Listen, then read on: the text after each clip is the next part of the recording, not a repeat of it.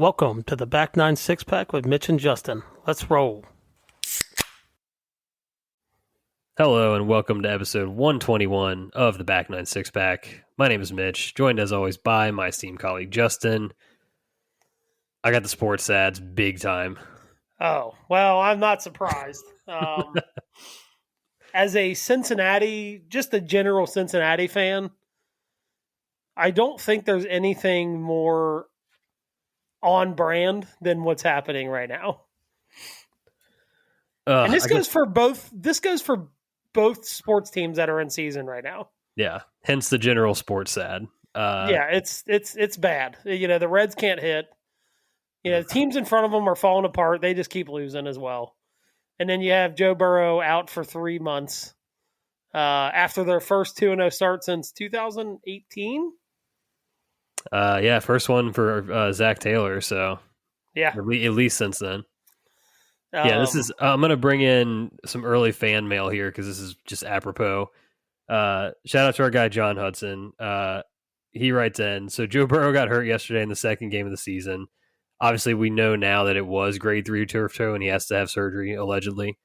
He wants to know, Cincinnati sports, are we just cursed as a city? Like, is it a legitimate curse? Oh, yeah. Yeah, it's unfortunately, we've not had a LeBron James to take the curse off of us like Cleveland has. Yeah, it's cursed. I mean, there's... Yeah, hey, cheers to that. Yeah, I got a little Oktoberfest here. I had a couple Oktoberfest today golfing. Some Sonder Hefeweizen, but I'm going with this. Got this at the golf outing today. PGA Hope. We'll talk about that a little bit later. Yeah. But yeah, it's got to be a curse, right? There's no way to explain what happens in our lives as Cincinnati sports fans than what is happening right now with multiple Cincinnati teams. What's the origin of the curse? Every curse has a good origin story. Is it Bo Jackson? You know, the Reds. I think it was Marge Schott selling the team. Possibly. She was. We have not had an owner like. Look, she had her flaws. I'm not condoning. She said some stuff. Look, I'm not condoning that, but from an actual owner standpoint, Marge Schott was a great owner, right? She was very involved with the players, very personal with the players. Ran look, they won when she owned the team, right? Like, it's kind of hard to go against that. That's kind of the origin, I think. Like, it just has not been good since then. With the Reds, at least. Bengals, man, I don't know. I mean, you might have to go back pretty far for that. I don't know the origin of that. The Reds one, I do. I think Marge Schott selling the team. That's been their downfall. They don't have owners that care. Again, the Castellinis use it as an ATM, just like the Browns the Brown family uses the Bengals in an ATM, right?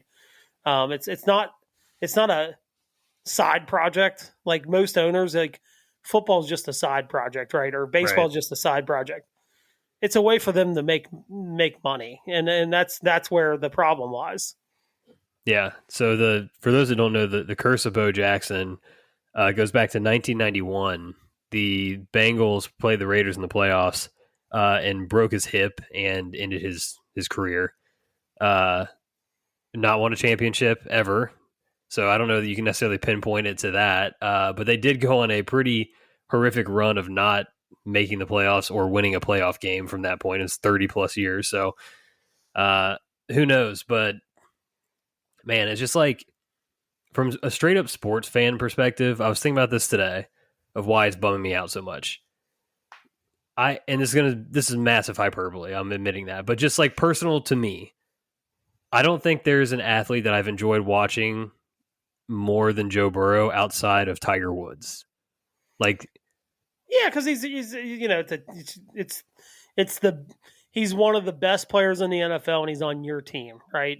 Yeah, and I can imagine this is probably you had instances of this in your Packers fandom with Aaron Rodgers, right? Like, one of the best quarterbacks in the league, multiple time MVP, but he had seasons where he missed significant time with Mhm. injuries. Yeah. Oh yeah. Uh, Yeah. how do I get through this? I've done this 3 times now already, but like this one feels particularly painful to me. I think for me, one of the big ones he had, and I can't remember the year, but he broke his collarbone in like the 4th game of the season. Yeah. And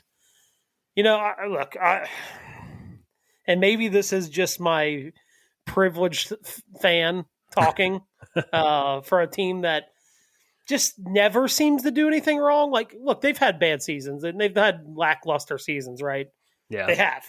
That's you can go check it, but there's not many of them. And I think from a standpoint of being a Packers fan, I always just figured like I'm not as smart as these guys. They're going to figure out a way to make this work, and they always did. And bringing in another quarterback and but they've always had just like a backup that's just been serviceable. And I think I would truly believe, like, I know this is not easy to say in the moment, right? But I'm telling you right now, don't if the Bengals are 7-4 going into Thanksgiving weekend, it will not surprise me.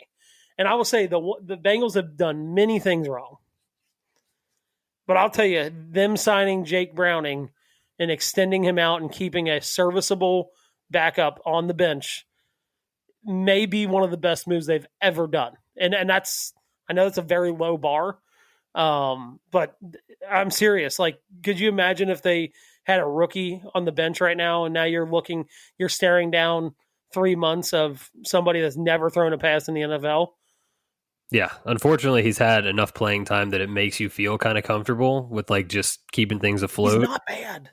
No, definitely not. I mean, look, he had a very prolific career at Washington. He's 7-4. He's 7-4. They made the college football playoff when he was there. Like they, very, very good player. He's obviously I would say this. I know the Brown family has not earned this respect. I think the players on the team, certain players on the team have earned this respect. I would say this. You're 2-0. Take a deep breath. Let's see where we are in 3 weeks.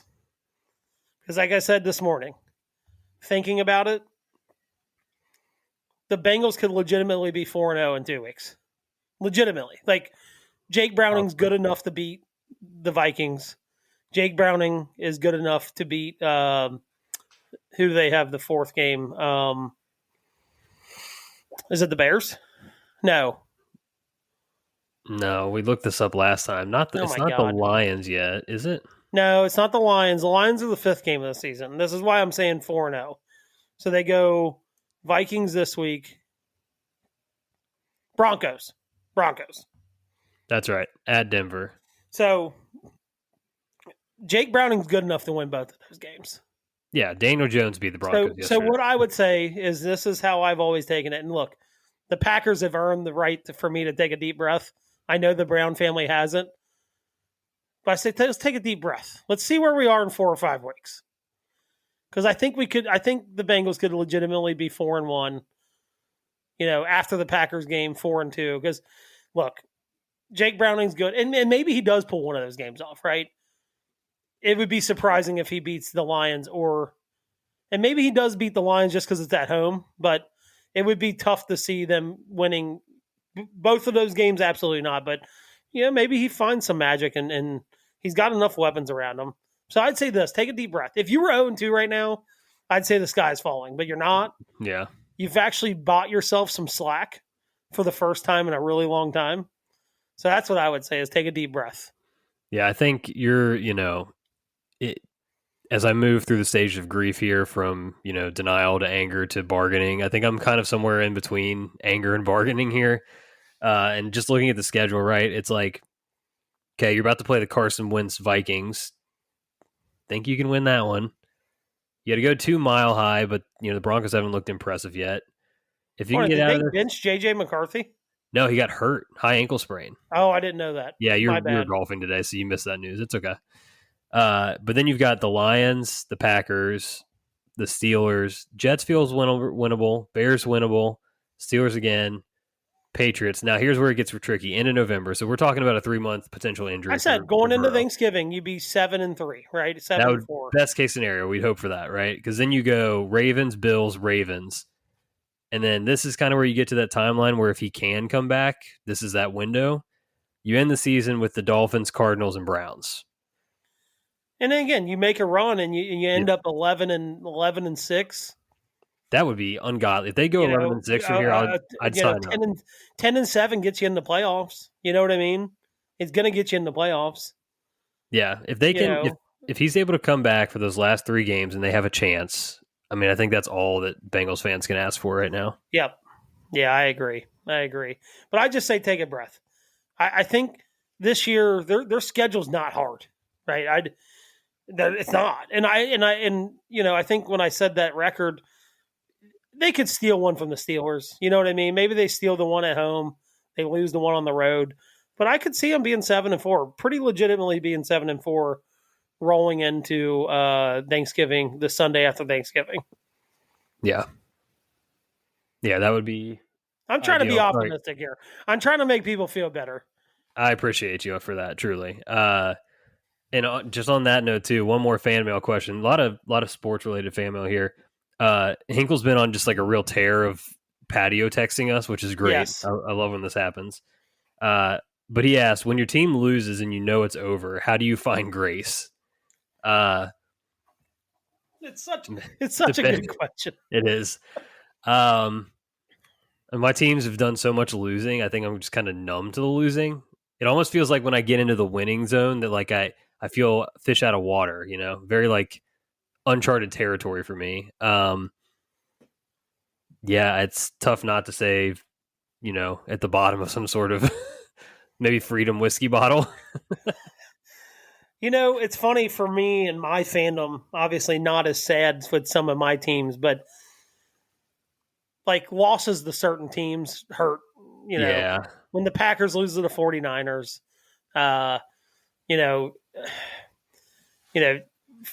they don't play Duke much, but if Kentucky loses to Duke, like those are a little less. Those are hard to palate. You know, they're hard to process. Yeah. But I would say it's a lot of drinking involved. I think that's kind of where I'm at. I mean, I think the last time the 49ers and Packers played in the playoffs, they blocked that punt and I kept telling you guys, or no, that was the second to last time. The last time they were dominating the game, and they got the ball back like down 4 with like 5 minutes to go. And I said, I think I remember texting you guys. I know how this ends. I just started drinking. I wasn't even drinking during the game. I'm like, I'm going to start drinking. I know how this ends. And it ended that way, right? Like, and it was a little less numb when I drank. So, yeah, we're very healthy over here at the Back Nine Six Pack. Very good coping mechanisms. Yeah, I think you just got to flush it, right? It's like the only way to get through, the only way out is through, right? That's as Matthew McConaughey would say. And that's all you can do. You just kind of got to eat it, I think. Yeah, and you know, I've found some comfort into like finding something to break. Just like you're a big fan of that. You've broken clubs before, I know. Yeah, well, the last NFC Championship game Aaron Rodgers was in for the Packers against the Buccaneers, and they made that great comeback. They picked off Tom Brady like 3 times in the second half, and they ended up losing that game. And I just went back to the set. I have golf clubs all over my basement and found this putter that I have not used in 20 years and just snapped it over my knee. I felt unbelievably better after it happened. Like, it felt so good. I'm like, I'm good. Like, I'm still upset, but like I'm not raging. You know what I mean? Like, I'm not ready to like throw myself off the top of my house, you know? Well, that's good. So yeah, there's that too. Oh man. All right. Well, that was a very long intro, but man, we didn't even get into any of the finger pointing or any of the blame game. We've done enough of that with the Bengals in the past, but we definitely had to recognize the situation up front. So yeah, if you're still with us, please subscribe, rate, and review the show. Appreciate that. Follow us on social media at Back96Pack. Let's jump into a little bit of our golf. There's a lot of stuff going on in our golf world right now. Yeah. chief among them, I mean, I don't even know where to start. Which of these 4 things do we start with? Let's start with the Ryder Cup. I was Before gonna we get say, into I think the that's other probably a stuff. pretty good starting Yeah. place. So take us into the captain's the captain's room here and how things went down for you guys. Yeah, Shout out to so Jeff Stein, by the way, yeah, vice so captain. we got together on Thursday to set the pairings.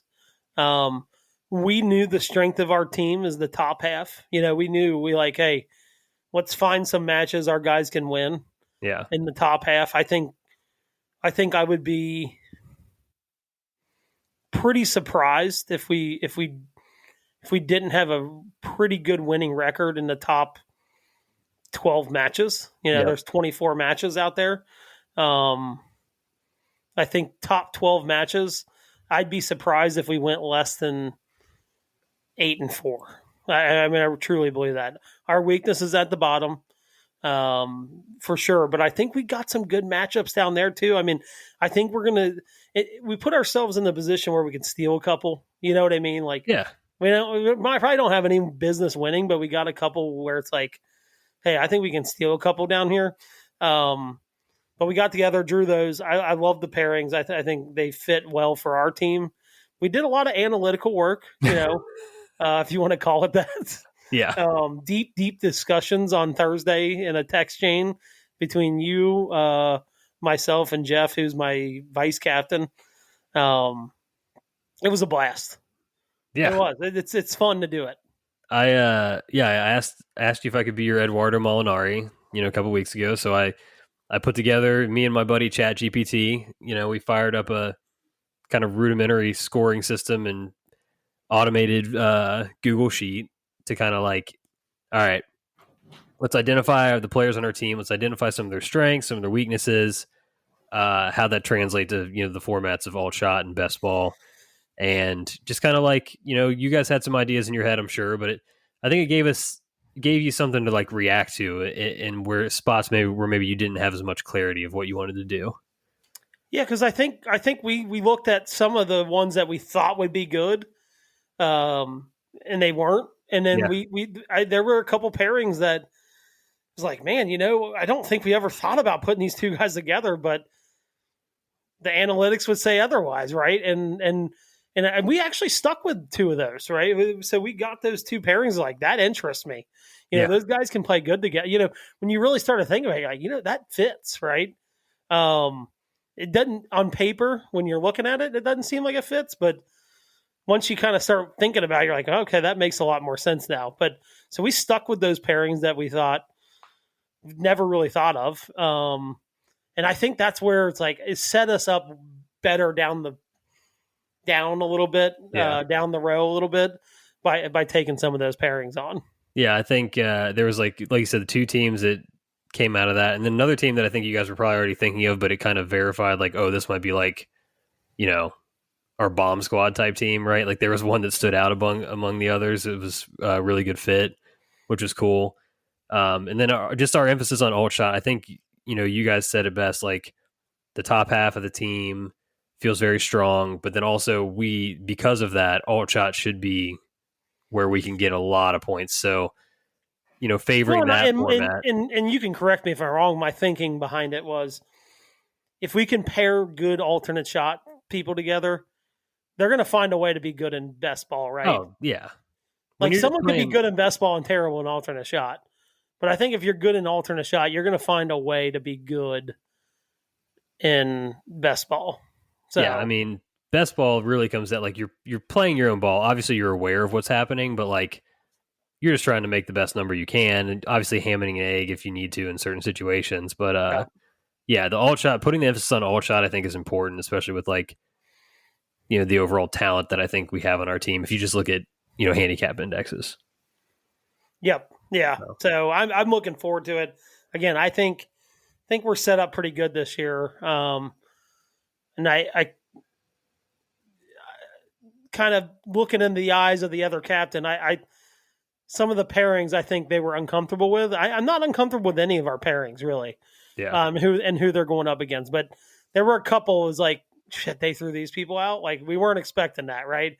So it was kind of like fun to see. Like, they made them a little uncomfortable, and I actually think with how we set things up, one of the pairings, they kind of had a pairing that they thought was kind of their ace in the hole. And I think they're paired up against guys that I'm not sure they're gonna be able to do much against. So I love doing that. It's a lot of fun. People get into it. Our goal, my goal when I took over the captaincy was to kind of make this.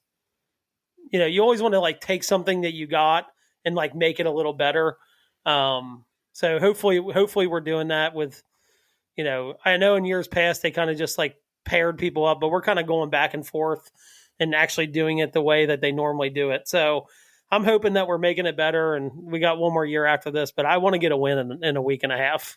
Yeah, no, I'm for sure. I'm fired up. That's truly like the one thing on my calendar at this current moment where I'm like looking forward to it. I'm like, that is the weekend, that day right there. So yeah, it's kind of dovetailing a little bit off of that. Before we talk about yours and Joe's exemplary rounds, we can talk about my god awful round in league night. Look, first time back, I hadn't played in 2 weeks. I wasn't no high expectations. We're on the red course; it's fine. Felt like it was one of those rounds where like you just like flush it. You're like, you know what? There was just nothing I could do that was going to be good for me tonight. You just forget about it, right? I think I had 3, maybe 4 like ball going in the hole at dying speed lip outs. The greens were aerated and the cups weren't cut perfect, and so that's going when that's happening on top of like makes it tough. Yeah, truly historic. Like for me, bad drop. Like I texted you guys when it happened. There was a ball I couldn't even describe in the moment like how bad this tee shot I hit was. I hit like sort of like a high on the face like pop fly, but I pulled the shit out of it. Like it was like foul ball out of the stadium, like left. People that know our course, I'm telling you, 8 was red. It hitting the safety net? It might have cleared. I'm telling you, Great American Ballpark. That thing's out on like Fort Washington Way. That's how just so high and left. For people that know our course, red 8, par 5. I swear to God, I think this thing cleared the stuff left and was somewhere out on 8 white. Like it was that far left. Yeah, that's not good. I think usually it's a simple solution for me. I'm pretty sure ball position. Like I think the ball was way out in front, and I just like never corrected it throughout the night. So I think we're okay. We're gonna be fine. Like I said, it was like 7 bogeys, a double, and a par. Very, very tidy 45. But I'm truly not worried about it. Like it was like just nothing was gonna go right for me that night. It was one of those nights, And honestly, I didn't hit the irons and wedges that bad. I lost 3 balls off the tee, and like I said, I had multiple like the putt should have gone in lip out. Yeah. So it happens. No, it happens. I had a crazy. So Wednesday night league was not very eventful, other than I got off to a slow start. I didn't hit any range balls. Started out 2 over through 3 or 3 over through 2 holes. Excuse me. Parred the 3rd. Should have birdied the 4th hole. I birdied my last 5 holes. That's nice. I've never done that before. I've never. That's a first for me. That was like a sign of things to come for you, I think. I think so too. Yeah. I think so too. We're finding something here. I'm telling you. After my last week of golf, there's a lot of confidence oozing in my body right now. I'm feeling good. This is like the first time all summer I've felt good about my golf game. Don't peak too soon. I feel like you're flying pretty high right now. We'll skip forward to Friday, right? Before, you've hit your zenith. Something else happened Friday. It's pretty electric. You witnessed a 63. Yes. And not just a 63, but a 63 from one of our teammates on the red team. Yes. And one of our good buddies. Yeah, it was the confirmation. I think the confirmation we needed that he is indeed the biggest sandbagger. 100%. Yeah, he's officially. It's so funny. We had a good group, and the highest handicap in our group was a 4. So we had 2. Yeah. We had 3 scratch golfers and a 4.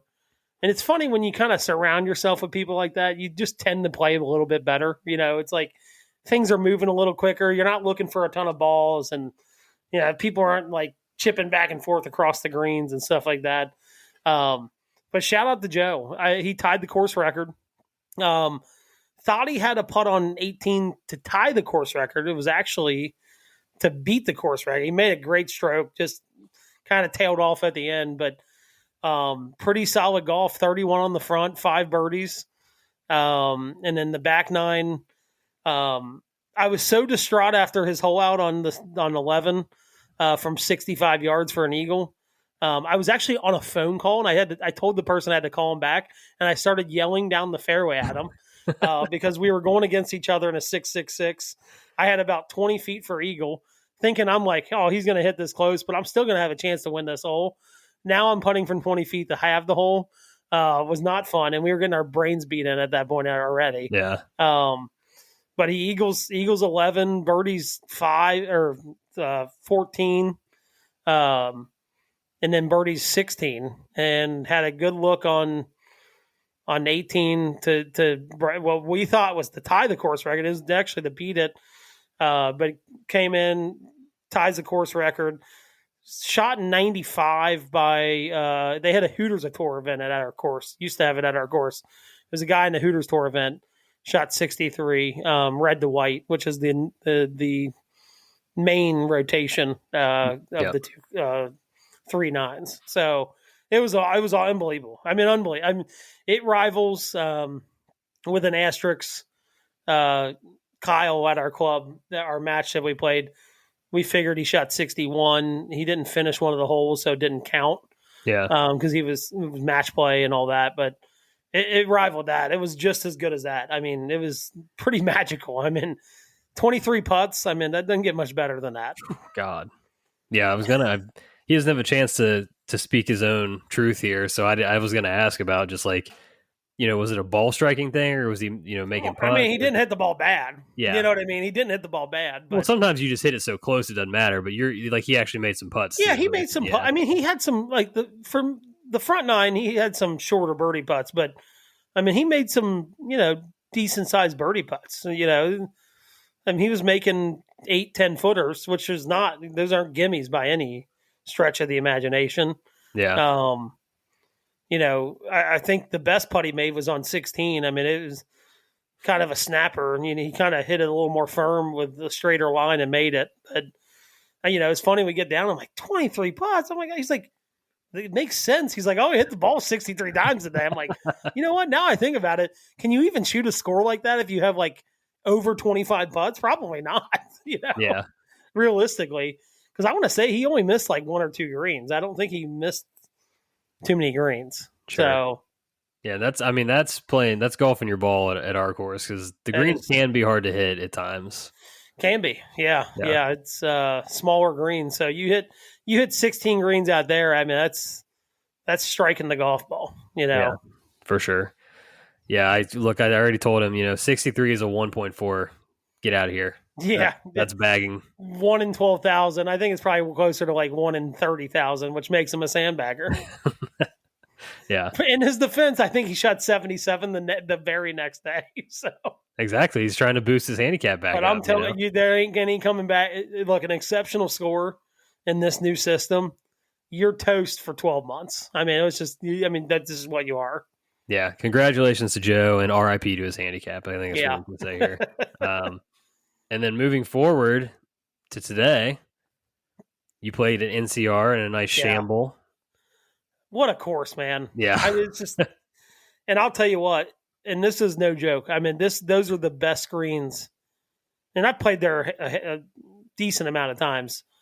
That course was in unbelievable shape. Those greens were the best greens I putted on in probably 2 or 3 years. And you know what's funny? Made more putts. And I'm convinced now that it may not be completely me, this putting woes I've had. Oh yeah. You got on some pure fast greens. I mean, that's gonna play well. These things were rolling 13. I mean, you just get the ball on the line. Yeah, get it on the line. Yeah. Pick a line and hit it. And it's like, you'd be surprised at how many putts go in when you do that. 100%. When it rolls exactly where you hit it. So we played a shamble. I had 8 birdies. So for those that don't know, some people don't know what a shamble is. Everybody hits their drive. You play from that drive, but you play your own ball out. Yeah. Okay. outside of hitting some hitting really good putts and making some putts, I hit the ball like a tour pro off the teeth. I mean, I'm not kidding you when I would say, we're playing with our pro, and he's been my swing coach for, God, we're coming up on 25 years at this point. And so he does make me talk through, like, hey, where are you hitting us at?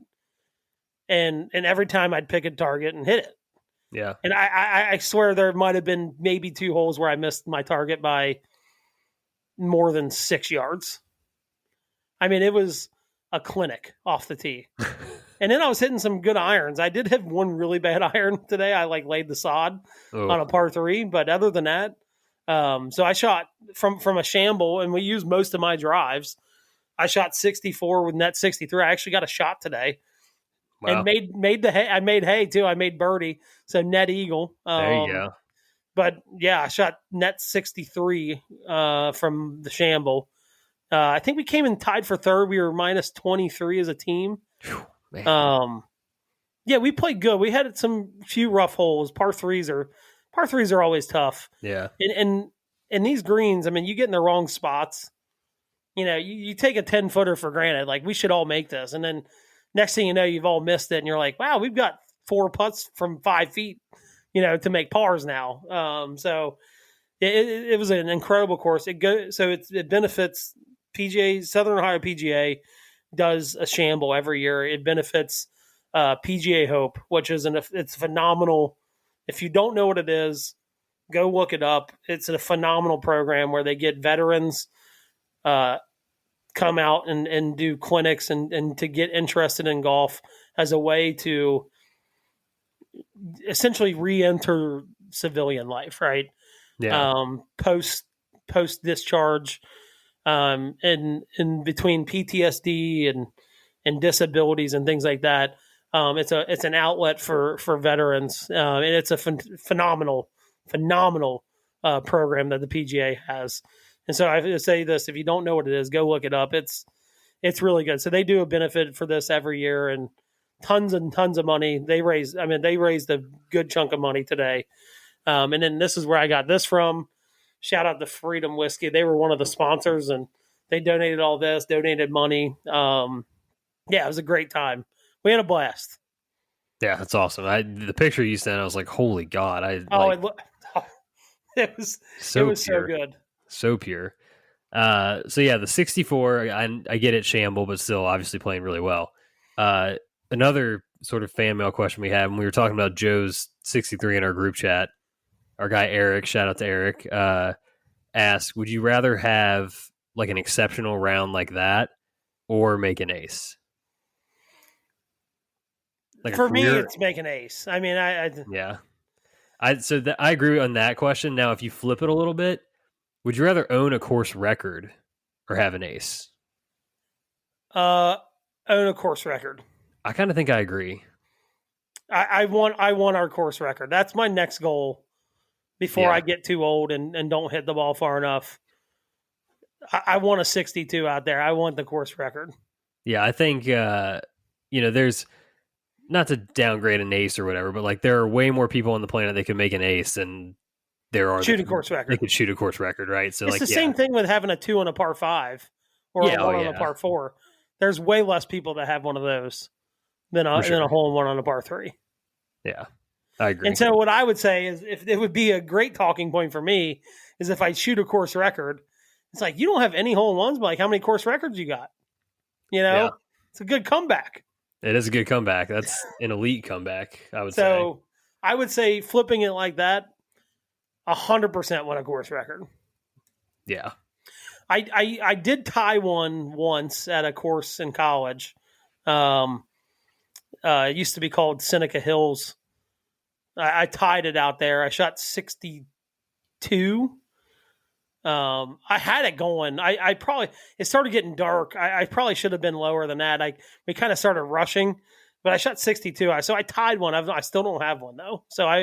And that course no longer exists. So I don't know if I'd want it out there anyway. It was kind of a goat track, but yeah, I definitely would love that. I would rather have a course record than a hole in one if you're flipping it that way. Yeah. So 62 your low all time? Yes. Yeah. Yeah, Yeah. I've broken par on 9 holes a couple times, but I've never broken par on 18. So I think my career low is an even par. I think I shot that twice. I did it once at Whitewater and once at the Mill.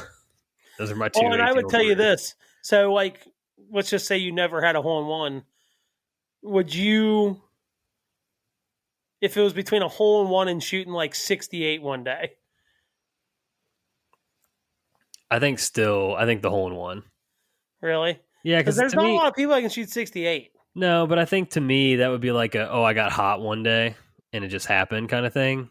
Now I get it, a hole in one is one swing and it happened, but like that's to me that's like golf, bucket list, lifetime check mark kind of thing. It is. Yeah. Yeah. So if you ask me just like go and shoot a good score, I'd much rather have the ace. That's fair. Yeah. But I definitely want a course record.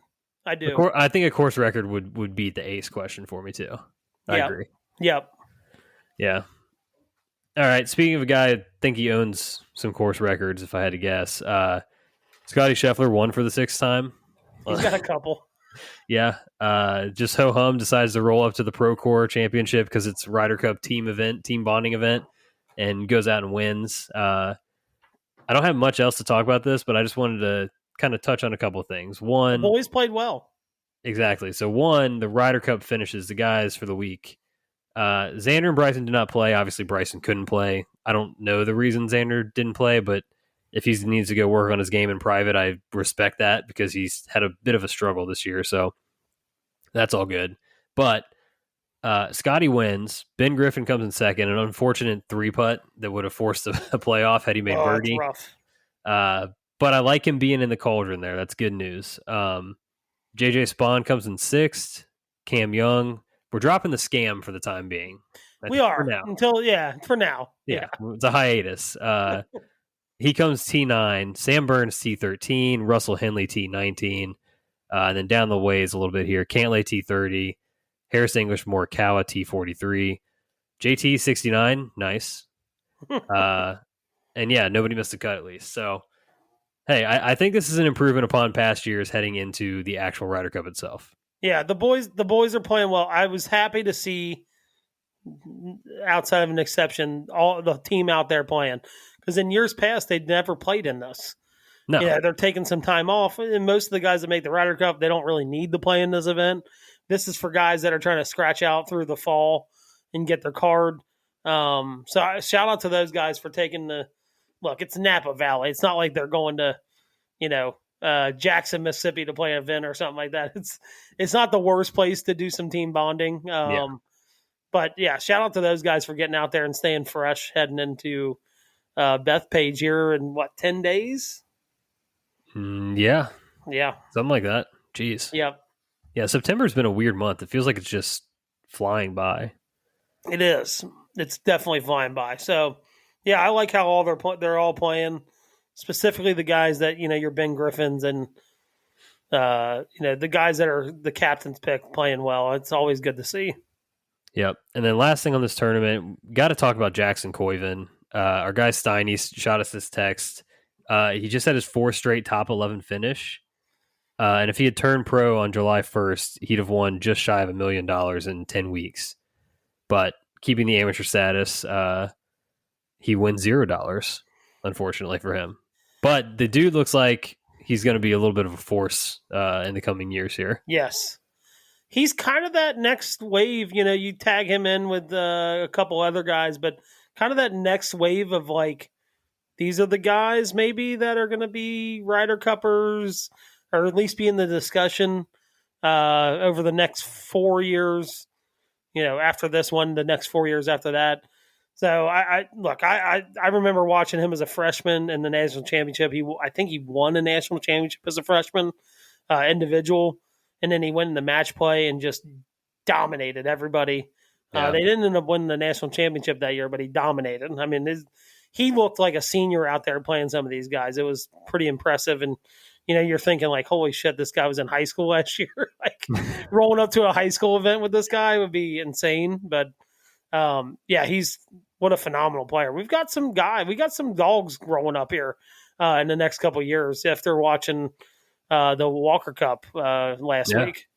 Yeah, and there's some younger talent still floating around. Like Luke Clanton had his little moment, kind of Yeah. disappeared for a bit, but expect him to come around too. So yeah, we might have like you said, kind of a next wave coming Maybe on if through. Stu Hagestad ever turns pro, maybe he's the next Yeah, one of the old guns though, not a back young gun.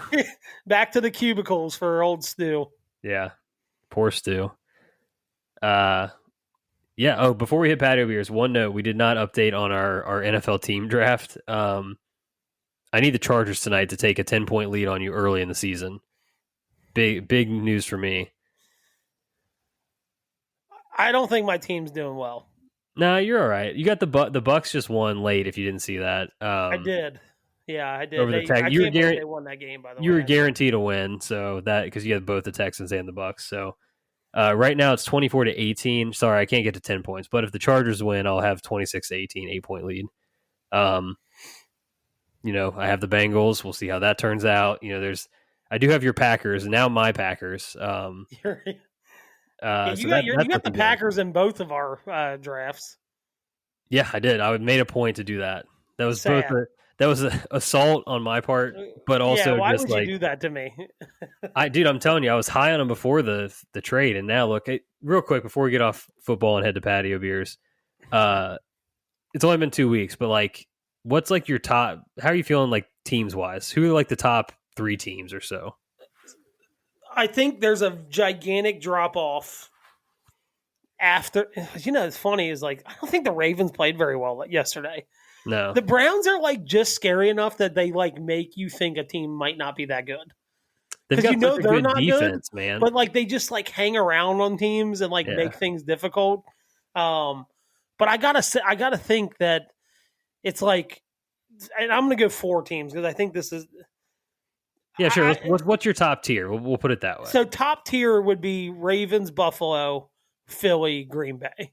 I think there's a pretty dramatic drop off after those 4 teams. Yeah, I agree with you. I might kick Baltimore out of there. I said you could catch me. if I was going to do a top 3, I would kick them out. I think between Buffalo and the Packers and Philly, like those 3 teams right there are far and away the best teams in the league at this moment. Right? Things change, injuries, things happen. Right? But I think as we speak right now, those are by far the best 3 teams. Yeah, I definitely would agree. I would say the Ravens are either the bottom of that tier or the top of the next tier, but I don't really know who's in that. There's like so many. There's so many yucky teams in that next Yeah, tier. it's like they're That's all why I like said there. it's a drastic drop off from the top 3 or 4 team. If you want to go to the Ravens and keep them in that upper tier, there's a drastic drop off after those 4 teams. Because it's like you From could a consistency standpoint, right? Yeah. When you're talking like week in, week out, they're not going to get their breaks beat off of them. They're going to be in every game, and they're going to win a lot of those games, and they're going to beat the best teams doing it. Those 4 teams really can't, there's really, it's hard to really argue against those teams being the best. I think like the rest of those teams, like if they got their breaks beat off of them one week, it'd be like, yeah, I can see how that happened. It's like just a bad matchup. Yeah. They're kind of inconsistent. They had a bad week.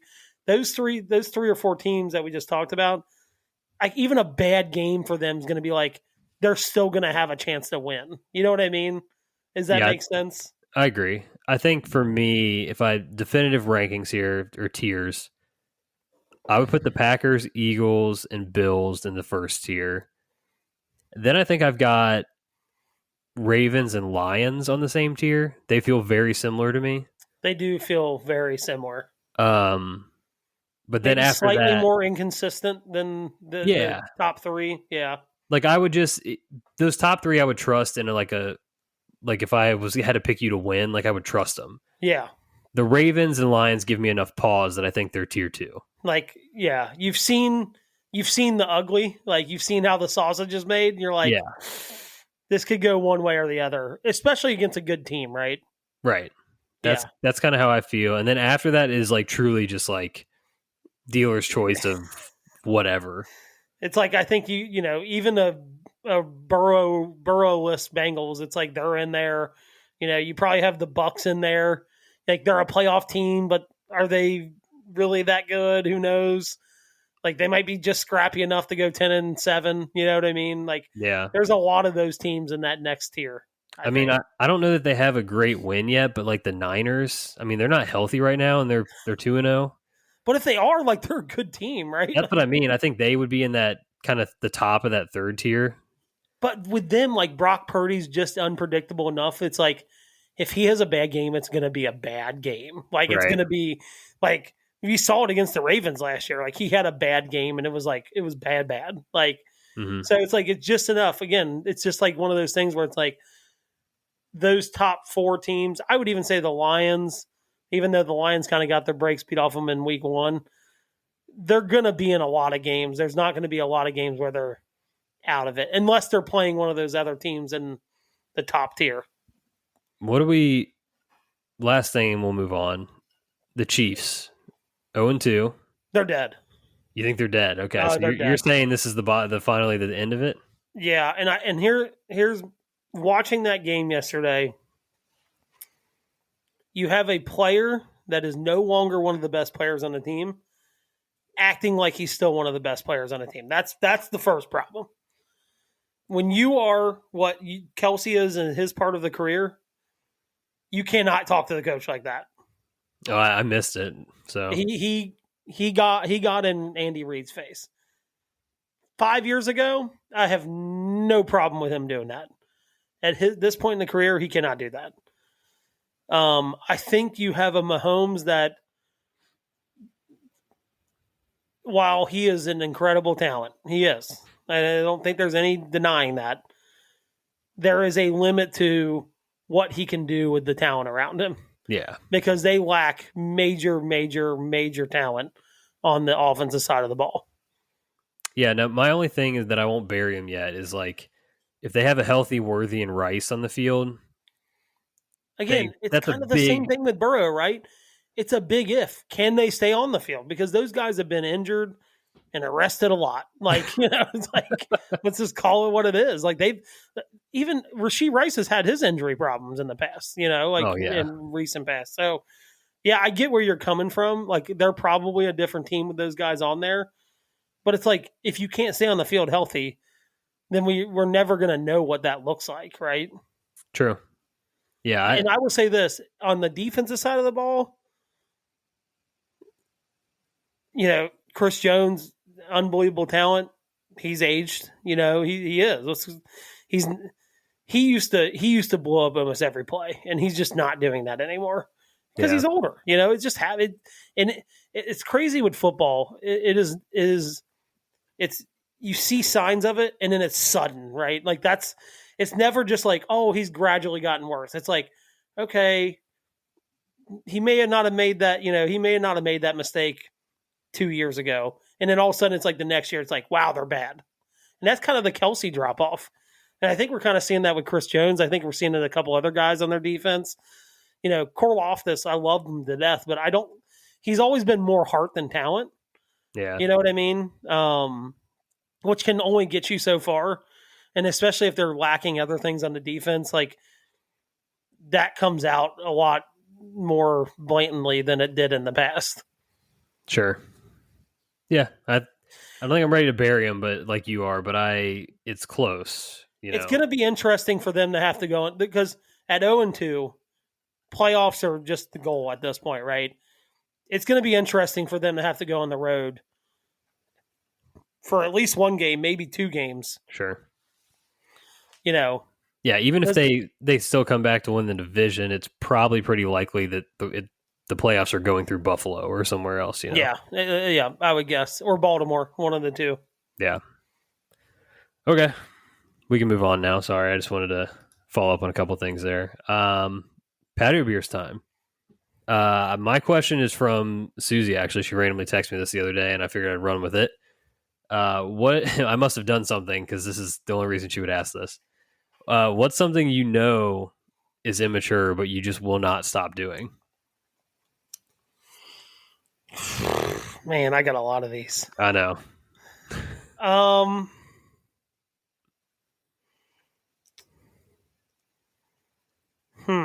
God, this is hard because I'm trying to think of I know things that I do that are, but I'm trying to think of like the worst one. Yeah, there's a couple low hanging fruit ones for me that I can throw out there. One, like farts are always funny. I'll never not laugh at a fart. Like I just won't. It's just funny. And then two is like I just can't stop. I can't turn this part of me off.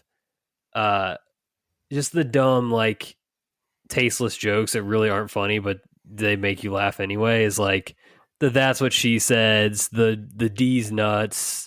You know Yeah, those are good. yeah, all those kinds of things, right? Like sausage related comments. You know the things like that, where it's just like, really, I should not be saying this at 35 years old, but like it's always going to just be like a cheap laugh. I would say the most prevalent in my life is just seeing 69 and just being like, nice. I just did it on this podcast. Or like we'll be driving, or we'll be driving by an exit. It's like, hey, see that exit? Look what I like. I'll point it out. You know, if the gas is like 269, I'm like, I'm stopping here for gas tomorrow. Like, yep. Like stupid stuff like that. I think for 69, I think that's definitely one of them. I think saying inappropriate jokes around my kids, because like I just like if I come up with something and or something witty, you know, with something that's happening around me, everything around me disappears. Like I don't know who's around me, and I just say it, even though it's not the right situation to say it. Yeah, I get it. You know what I mean? Yeah, I think that's got it. Those two are probably the ones up there.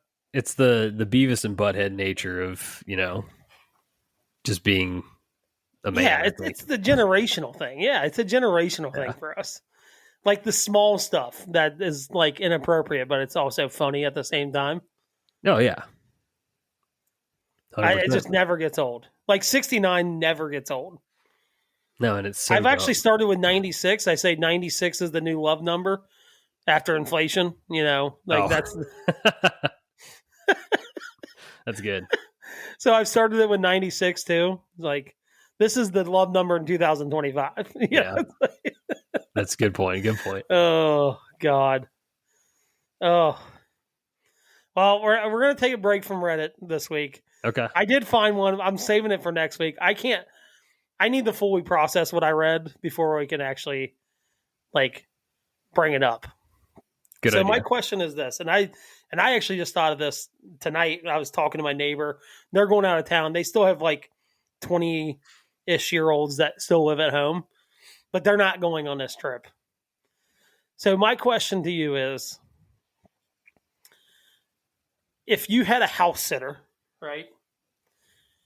What would the lines be that like this is a no-go, like you cannot cross this line, right? Like it might be like, because I've had people house sit for me and I've been like, hey, you want to have a couple friends over, like you're 20, like we've had my cousin house sit, right? He's 20 something years old. It's like, I'm not going to tell you at 23 years old that, you know, you can't have a couple friends over and have a couple beers, right? Like you're old enough. It's you know, you're doing us a favor, right? We're paying you, but you're doing us a favor because you're saving us money, boarding the dogs, things like that. But like, what's the line that like, if they did something, you're like, that's where I draw the line? Great question. Because yeah, I think I'm cool too with like, you know, have a friend over, have a couple of drinks, you know, that kind of stuff. And I've even like, hey, I don't drink that much liquor. You know, I'm having a bourbon tonight, right? But for the most part, like I'll have a bourbon here and there. Like I don't sit at home and like I'm gonna mix up like a vodka lemonade. I don't do that, right? Yeah. So I've got a bunch of liquor that I've had. Like I've even like when he recently, I'm like, hey, like you want to knock into the liquor a little bit, like have at it. Like don't drink me out, but like you know, like you can have some, you know, like you know, yeah. I'm good with that. So I'm like, even to that point, like I'm like, that's not even that big of a deal. Yeah, I think once you get beyond the, like a couple people and it becomes like potential party situation, that's going to be a no for sure. I mean, if something gets broken, I think that's like a pretty clear line, like given the situation. Interpersonal relationship stuff to be PG would be a very, very, very firm line to cross, I think. Yeah, and then if you go like kind of just more like just like the random everyday stuff, like don't be eating food in my bed. Like if you're staying in my bed, don't bring food in there. See, okay, that's funny you said that. You bring up a good point here. I think I draw the line at you sleeping in my bed. Okay. I would prefer you to not sleep in any of our bedrooms. Sure. I would prefer you to like you've been in my basement, right? It's a good place to kind of just set up an air mattress, kind of have your it's like an apartment, right? Like you got a bar, you got a bathroom, you don't have a shower down there, which I get, but you kind of have like your own living space, like set up an air mattress down there and like go stay down there, right? So like for me,